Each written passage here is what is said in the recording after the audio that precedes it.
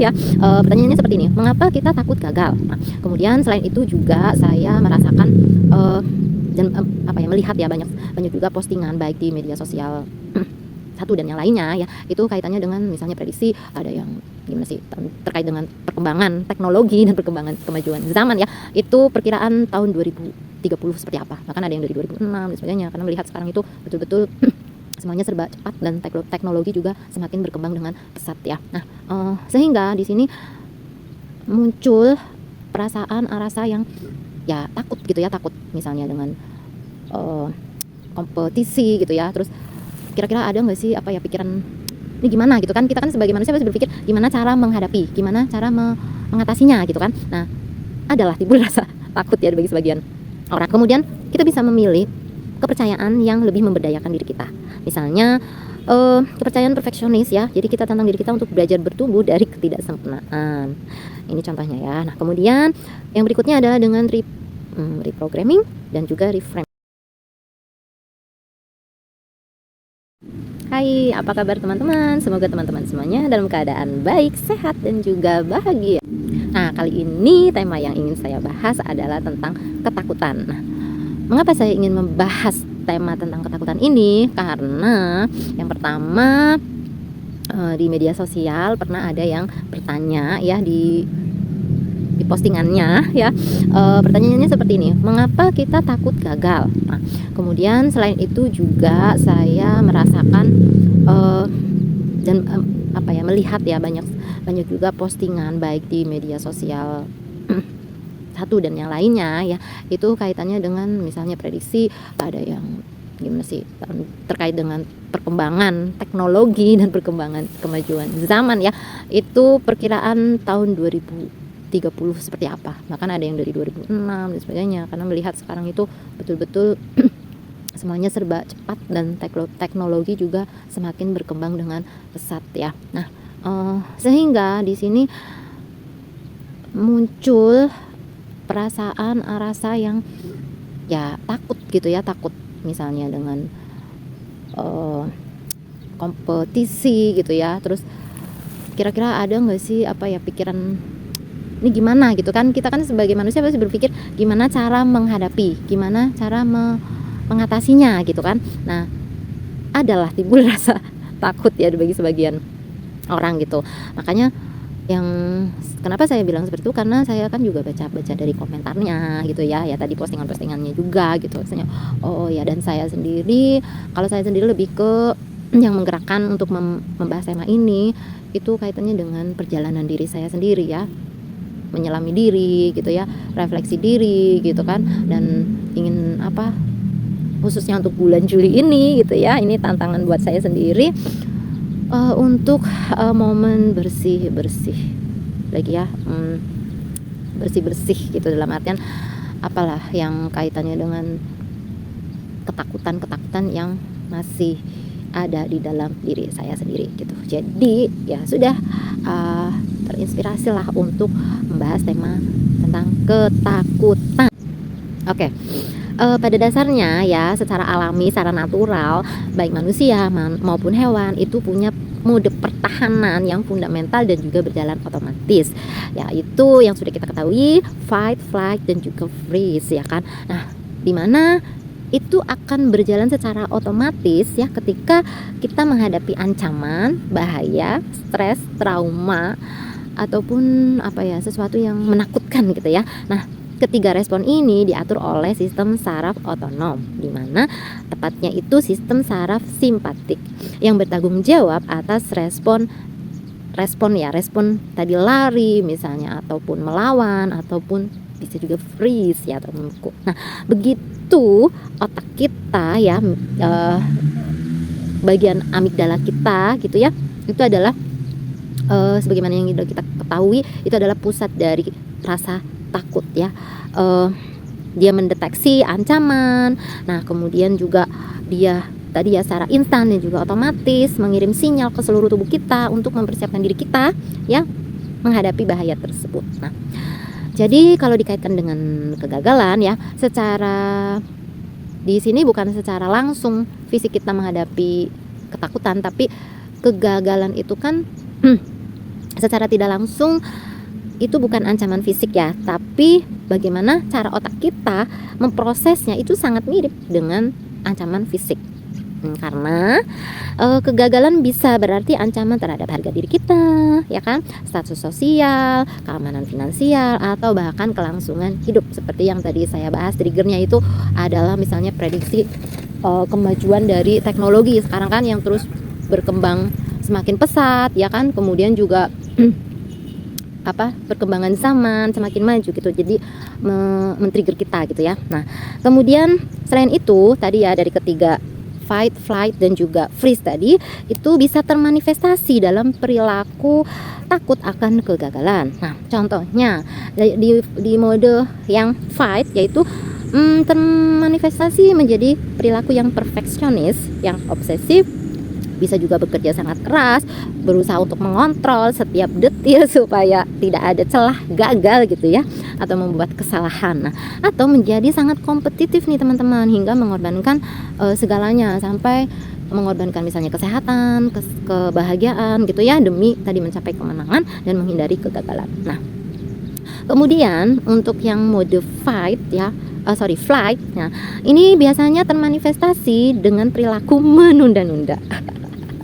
Prokrastinasi ya kan, menunda-nunda pekerjaan yang penting sehingga di detik-detik terakhir, menghindari tugas-tugas yang menantang ya, tidak pernah memulai sesuatu ketika kayak maju mundur cantik dan juga tidak berani mengambil peluang yang bagus, terlalu cepat menyerah kalau misalnya menghadapi kesulitan ya, intinya larilah dari potensi kegagalan. Nah, itu yang flight ya. Nah, kemudian yang berikutnya itu yang freeze ya. Nah, kita bisa menjadi kayak membeku, lumpuh karena ragu-ragu ya, paralisis by analysis ya, banyak keraguan-raguan gitu ya, banyak menganalisa, overthinking gitu kan, akhirnya jadi kesulitan untuk mengambil keputusan, merasa terjebak, tidak tahu nih, saking bingungnya itu harus berbuat apa yang harus dilakukan gitu ya.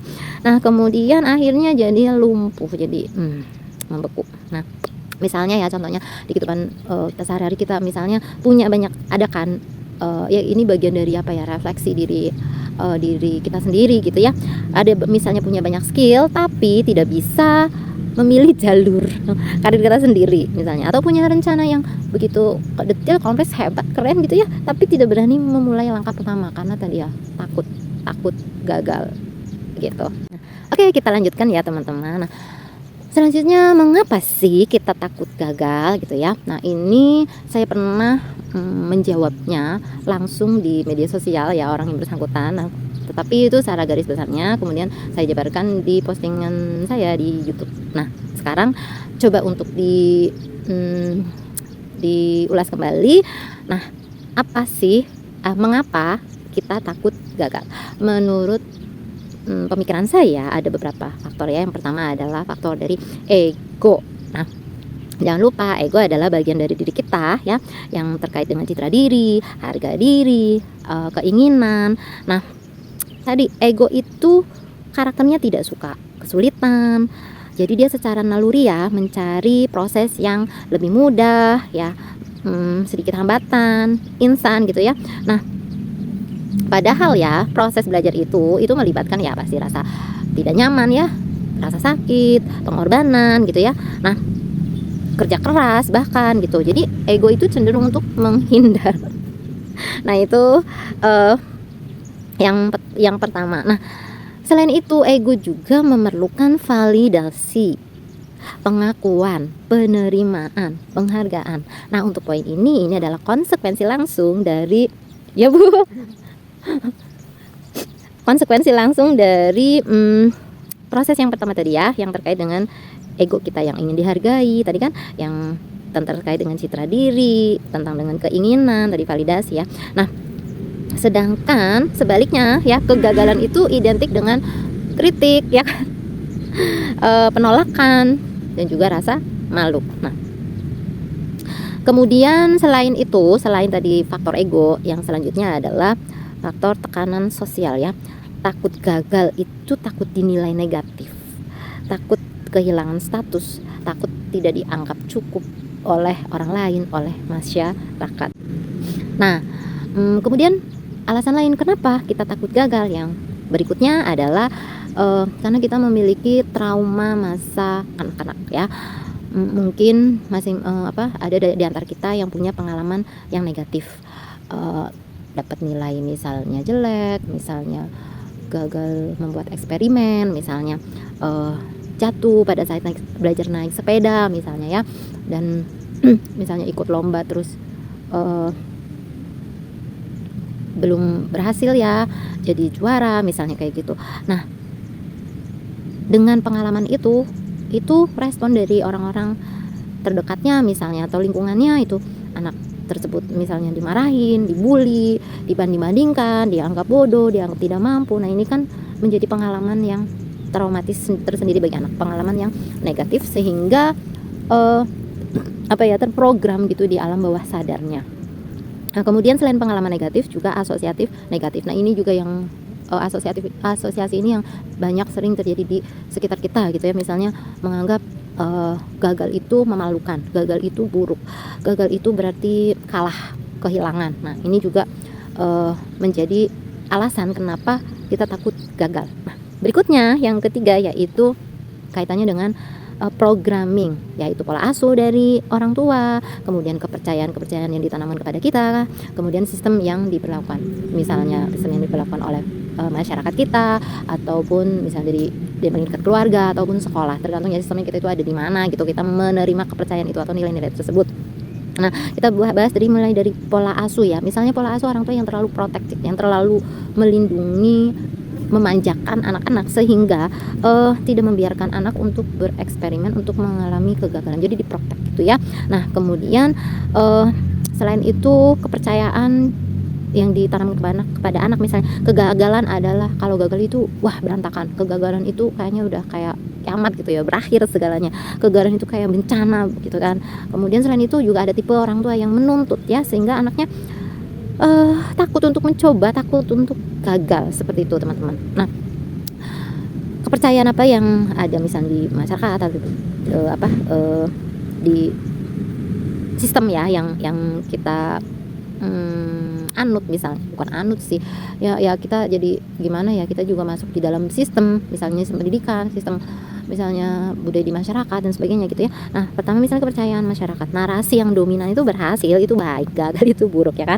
Atau misalnya di sistem pendidikan kan itu fokusnya pada bagaimana kita meraih kesuksesan, bagaimana kita untuk mendapatkan nilai terbaik, menjadi juara misalnya ya, seperti itu. Tetapi tidak diajarkan bagaimana kita merespon menghadapi kegagalan. Padahal dibandingkan gagal dan berhasilnya itu kan dalam hidup ini secara dominan itu lebih banyak gagal kan, karena manusia itu kan belajar gitu, belajar terus gitu kan, proses belajar dibandingkan berhasil, karena dalam kehidupan itu kan proses sebenarnya ya, bukan hasil gitu. Maka sebenarnya lebih penting itu perlu anak-anak itu diajarkan atau dilatih untuk bagaimana menerima kegagalan dan bagaimana merespon kegagalan. Itu yang lebih ya, bukan intinya sama-sama penting gitu ya, tapi sering kali bahkan ya enggak masuk ke kurikulum ataupun ya tidak diajarkan di sekolah-sekolah gitu kan. Saya belajarnya di sekolah kehidupan gitu kan teman-teman. Nah, kemudian selain itu juga ya tadi yang sistem juga, misalnya kalau gagal nggak berhasil, misalnya melakukan kesalahan itu dihukum, misalnya dihakimi gitu ya, alih-alih memberikan kesempatan untuk belajar memperbaiki diri. Nah, kemudian selain itu juga padahal kalau misalnya tadi ya diberi kesempatan untuk memperbaiki diri, itu ada proses evaluasi diri, ada proses di evaluasi itu kan kita mengidentifikasi nih dari kegagalan yang kita lakukan itu, diidentifikasi misalnya apa saja penyebabnya, kemudian kita belajar untuk beradaptasi untuk berikutnya dan mengembangkan ketahanan. Nah, ini kan bahwa jangan salah, kegagalan itu kan sebenarnya guru juga untuk kita belajar begitu gitu kan. Nah, tapi ya tadi karena ini sistem dari yang lokal, dari sistem pendidikan, sistem misalnya budaya ataupun itu berasal dari sistem-sistem yang lebih besar lagi gitu kan, yang merenggut kesadaran kita sehingga kita itu ya tadi nggak sadar gitu ya, dikendalikan oleh sistem. Sebelum kita bahas ke langkah-langkah bagaimana kita mengatasi rasa gagal. Nah, di sini saya ingin berbagi, mungkin ada di antara kita yang belum tersadarkan atau belum ngeh lah ya, yang belum ngeh. Nah, bahwa rasa takut yang terpendam di alam bawah sadar kita itu perlu dimunculkan dulu ke permukaan ya. Kita perlu caranya dengan diobservasi, dengan jujur dan juga sabar, perlu juga dengan kayak belas asih, dengan kasih sayang, dengan penerimaan ya. Karena kita bisa mulai mengobservasi diri kita, perhatikan gejala-gejala fisik atau sensasi tubuh ya. Nah, otak dan tubuh kita itu kan terhubung ya teman-teman. Jadi rasa takut yang belum kita sadari itu seringkali bermanifestasi secara fisik. Nah, kita bisa bertanya pada diri kita sendiri saat kita merasa misalnya cemas, tidak nyaman, kemudian juga tegang misalnya gitu ya. Kemudian kita ngerasa kayak overthinking tentang misalnya masa depan yang tadi disampaikan di awal. Itu muncul misalnya perasaan di fisik ya, misalnya dadanya sesak, perut mual, bahu kepala misalnya berat, tegang gitu ya. Kemudian ada juga yang sakit kepala, perutnya kembung, jantung berdebar, tangannya juga berkeringat, misalnya ada yang sampai kelelahan kronis. Nah, ini bisa jadi alarm ya bahwa ada rasa takut yang belum kita sadari. Nah, itu yang pertama ya. Langkah yang pertama adalah dengan observasi sensasi yang ada, yang tubuh kita rasakan. Nah, kemudian yang kedua yaitu amati pola perilaku berulang atau maladaptif ya. Tadi 3 pola yang sudah kita sampaikan ya, tadi sudah kita pelajari, fight, flight ataupun yang freeze ya. Tanyakan kepada diri kita sendiri, apa kebiasaan kita nih ya saat menghadapi tantangan atau tekanan atau ketidakpastian. Nah, apakah polanya itu kita sering menunda, apakah kita jadi sangat perfeksionis, apakah kita jadi overthinking sampai akhirnya jadi tadi kayak malah jadi stuck diem aja gitu ya, nggak ngambil tindakan apapun misalnya, atau kita jadi sibuk ke yang lain jadi tidak produktif kayak pengalihan gitu kan, atau kita menghindari konfrontasi, atau misalnya kita menghindari komitmen, atau bisa juga self sabotase ya, misalnya kayak marah-marah nggak jelas, menarik diri dari lingkungan. Ini juga perlu diperhatikan pola yang ada di diri kita gitu. Nah, kemudian langkah yang ketiga yaitu perhatikan pola emosi. Ada daun jatuh barengan sama binatang kecil lewat, jadi aku nggak fokus jadinya guys, mohon maaf ya. Perhatikan pola emosional yang berulang. Kalau misalnya merasa cemas, frustasi, mudah tersinggung, sedih tanpa alasan yang bukan dari dalam diri ya, bukan dari eksternal gitu ya. Nah, itu bisa jadi pertanda bahwa ya ini kita merasakan ada rasa takut gitu loh. Nah, tanya ke diri sendiri, emosi apa yang paling sering muncul? Apakah ada emosi lain yang menyelimuti diri kita di luar diri kita? Kayaknya sih bukan dari faktor eksternal, ini dari dalam gitu loh guys. Nah, kemudian contohnya anxiety, ada muncul rasa bersalah terus menerus, rasa merasa tidak cukup, rasa malu yang mendalam, dan rasa tidak berharga. Nah, ini juga bisa teman-teman perhatikan polanya ya. Nah, kemudian yang keempat bisa dilakukan latihan journaling ya. Jadi ketika kita merasakan tadi ya salah satu atau salah dua atau salah berapa dari gejala-gejala yang di atas itu kita udah saya sebutkan gitu ya. Nah, bisa dituliskan di jurnalnya apa yang tubuh kita rasakan, dikenali ya. Kemudian apa yang sebelum kita merasakan tadi ya, apa misalnya gejala-gejala yang tadi saya sebutkan gitu, apa yang baru dirasakan sebelum merasakan gejala-gejala tersebut gitu. Nah, kemudian tanyakan lagi ke pikirannya, pikiran apa yang muncul di benak ya pada saat sensasi itu dirasakan gitu. Nah, lalu pertanyaan berikutnya, apa ketakutan terburuk yang bisa terjadi kalau misalnya apa yang kita pikirkan, ketakutan yang kita pikirkan itu benar-benar terjadi. Nah, kalau misalnya kita mau jujur sama diri kita sendiri, apa sih sebenarnya yang kita hindari gitu. Nah, ini beberapa pertanyaan untuk journaling teman-teman ya, untuk menemukan ketakutan apa yang ada di dalam diri kita. Nah, langkah berikutnya, kita bisa melakukan latihan mindfulness ya dan meditasi. mulai berlatih mengamati pikiran dan perasaan tanpa menghakimi, tanpa melabeli. Kita bisa duduk tenang, fokus pada nafas, amati pikiran dan perasaan kita tanpa penghakiman dan juga pelabelan. Nah, kemudian langkah yang keenam, kita perlu mencari feedback dari orang yang kita percaya, bisa keluarga ataupun sahabat ya. Ingat ya, yang dipercaya. Nah, kenapa? Karena terkadang orang yang terdekat dengan kita justru yang bisa melihat pola yang ada dalam diri kita ketika kita tadi loh, misalnya tanyakan ke teman keluarga ya, misalnya pola apa yang terlihat pada saat kita merasa stres misalnya, saat menghadapi tantangan, saat cemas gitu kan, mereka yang orang-orang terdekat kita kemungkinan bisa melihat pola-pola itu. Nah, kemudian yang ketujuh yaitu dengan terapi, dengan coaching ataupun dengan hipnoterapi. Nah, ingat ya teman-teman, untuk melakukan ini semuanya kita membutuhkan kesabaran, kejujuran, kasih sayang, dan juga penerimaan ya untuk diri kita sendiri supaya semuanya berjalan lebih lembut, lebih enak gitu ya, jadi nggak ngerasa kayak berat gitu.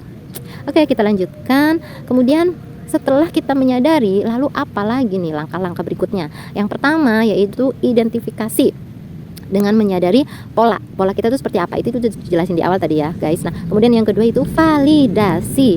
Nah, yang namanya ketakutan itu wajar tadi ya, yang fight, flight, tuh respon itu wajar gitu ya. Itu mekanisme pertahanan diri kita. Nah, jadi diterima, divalidasi ya, jangan disangkal. Nah, kemudian yang ketiga yaitu transformasi. Transformasi itu bukan berarti kita menyingkirkan atau menolak tadi ya ketakutan itu sendiri, tapi kita mengubah hubungan kita dengan ketakutan itu. Kita membangun kapasitas yang baru, hubungan yang baru, dan menciptakan respon yang lebih sehat yang mendukung pertumbuhan diri kita. Nah, bagaimana langkah-langkah untuk melakukan transformasi? Pun Bu, nggih, hati-hati Bu. Yang pertama yaitu kita perlu membangun kesadaran diri kita yang aktif ya. Jadi kita memilih sadar, karena tadi ya sikap, perilaku, aktivitas kita itu sebagian besar ya 95% itu berjalan secara otomatis digerakkan oleh pikiran alam bawah sadar kita. Maka tadi ya, setelah kita menyadari itu, kita perlu memilih sadar ya. Nah, sadar di sini maksudnya apa? Maksudnya pada saat sensasi di tubuh kita gitu ya, sensasi itu muncul, misalnya tadi sesak, apa gemeteran, apa misalnya perilakunya itu ingin menunda misalnya, atau muncul perilaku perfeksionis misalnya, maka kita perlu berhenti sejenak ya, berhenti dulu, sadari pilihan yang mau kita ambil tuh yang mana gitu. Nah, tidak harus yang tadi fight, flight, dan freeze. Kita juga bisa merespon dengan cara yang berbeda. Tanya ke diri sendiri, apa yang sedang aku rasakan saat ini, apa respon otomatis yang ingin dilakukan, apa respon yang paling mendukung untuk diri kita sendiri, untuk tujuan kita sendiri, untuk pertumbuhan kita sendiri. Nah, ini disadari dan kita pilih gitu ya. Nah, kemudian yang kedua yaitu menantang kepercayaan inti yang mendasari ketakutan. Itu kan tadi udah jelasin ya, terkait dengan kepercayaan yang diterapkan oleh sistem, misalnya oleh pola asuh dan sebagainya ya. Nah, kita menantang untuk tadi ya, kita hadapi gitu. Misalnya ada kepercayaan aku tidak cukup baik, aku harus sempurna untuk dicintai, terus tadi kegagalan itu adalah bencana ataupun buruk gitu ya. Jadi kita menantang percayaan tersebut gitu ya. Nah, selanjutnya setelah kita menantang percayaan tersebut, identifikasi kepercayaan inti dengan journaling yang mendalam, atau bisa juga dengan meditasi ya. Kita bisa bertanya ya, validitasnya, apakah benar nggak sih kepercayaan tersebut gitu ya, yang tadi kita udah bahas di awal gitu kan, apa memang ada buktinya, ya tadi ya kritis ya kita tanyakan ya. Nah, kemudian kita bisa memilih kepercayaan yang lebih memberdayakan diri kita, misalnya kepercayaan perfeksionis ya, jadi kita tantang diri kita untuk belajar bertumbuh dari ketidaksempurnaan. Ini contohnya ya. Nah, kemudian yang berikutnya adalah dengan reprogramming dan juga reframing ya. Oke, kita mulai dengan reframing dulu. Bagaimana kita mengubah mindset kita ya, yang tadi pola pikir kita, kepercayaan kita yang sudah ditanamkan dari awal gitu ya.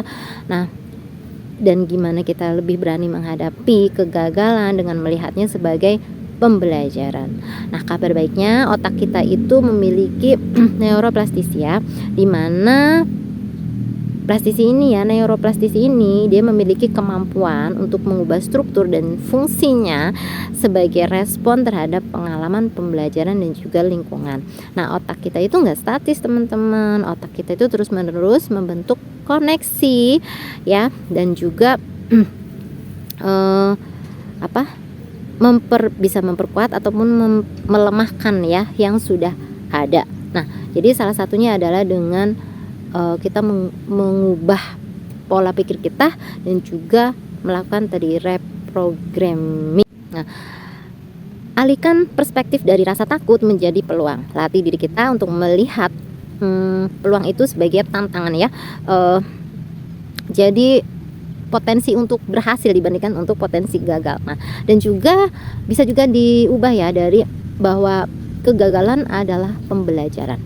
Nah, kegagalan adalah proses belajar. Kegagalan adalah langkah menuju ke kesuksesan. Untuk melatih otak kita yang tadi supaya kita bisa membuat jalur saraf yang berbeda ya, kita bisa melakukan tadi yang pertama adalah dengan dengan mengubah pola pikir kita. Nah, kemudian yang kedua yaitu dengan belajar hal yang baru agar otak kita membentuk jalur baru yang lebih efisien untuk menghadapi situasi yang serupa nih di masa yang mendatang. Begitu. Nah, bagaimana menerapkan perubahan pola pikir ini? Yang pertama, geser ya fokus kita dari ego yang berfokus pada hasil ke proses ya, growth mindset. Nah, kemudian yang kedua, validasi diri kita sendiri tadi ya, yang misalnya tentang citra diri, harga diri gitu ya, kita validasi diri kita sendiri. Kemudian yang ketiga, cari komunitas pendukung yang positif ya, yang saling mengajak kita untuk bertumbuh.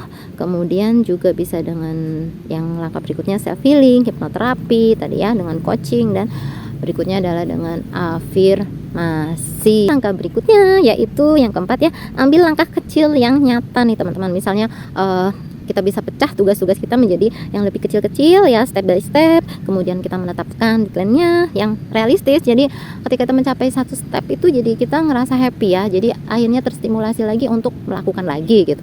Nggak ngerasa kayak gagal gitu. Jadi ini memberikan hormon kayak kebahagiaan buat kita untuk melanjutkan step berikutnya. Nah, langkah kelima yaitu membangun resiliensi ya. Nah, jika penuh berhasil ya, kita benar-benar berhasil gitu ya. Nah, selanjutnya kita akan punya keyakinan juga untuk berhasil. Kalau dulu bisa kita lampaui itu ya, kesulitan, tantangan yang datang kepada kita, berarti yang sekarang juga kita bisa gitu. Jadi dengan seperti itu kayak membuat kita itu jadi lebih optimis ya, dan terus bertahan supaya langkah-langkah berikutnya itu berhasil gitu. Nah, kemudian yang keenam yaitu konsisten dan juga sabar. Sadari tadi proses, nikmati prosesnya ya, bersabar terhadap diri kita sendiri, bersabar dengan proses transformasi, karena tadi transformasi itu sebuah perjalanan, bukan tujuan akhir. Nah, yang ketujuh yaitu cari dukungan ya, terhubung dengan komunitas dan juga bisa mentoring ataupun coaching ya. Termasuk teman-teman terhubung di sini ya. Ini juga kan bagian dari channel saya mengajak diri saya sendiri dan juga teman-teman untuk kita saling bertumbuh di sini ya, saling mengingatkan, saling menguatkan, saling berbagi ya, menjadi ruang yang aman untuk untuk saya sendiri ngerasa nyaman di sini, juga untuk teman-teman semuanya gitu ya. Nah, ini kita bisa gunakan saluran-saluran yang positif ya untuk saling menguatkan dan bertumbuh. Oke, itu saja yang saya bagikan kali ini terkait dengan pelajaran mengapa kita takut gagal dan bagaimana langkah-langkah yang bisa kita lakukan untuk mengatasi perasaan takut gitu ya, perasaan takut.